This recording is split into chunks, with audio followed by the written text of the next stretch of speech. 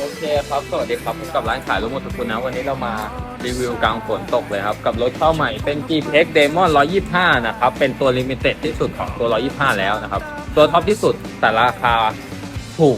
เท่ากับตัวธรรมดาเลยครับคันนี้เป็นตัวท็อปที่สุดก็คือเป็นรถที่มันแต่งออกมาจากศูนย์แล้วนะครับจะมีอกมีคิวหน้ามีข้อไฟหน้านะครับผมแล้วก็มีข้อเบาะท้ายนะครับใครสนใจราคาหมื่นปลายหมื่นปลายนิดหนึ่งนะครับ ใครสนใจก็สามารถติดต่อได้ที่เพจขายรถมอเตอร์ไซค์นะครับวันนี้มารีวิวกลางฝนเลยนะครับกับผมเต้นน้ำอย่าเป็นของเลยรถสภาพนะ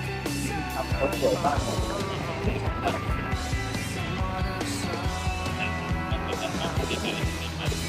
ครับผมเต้นเป็น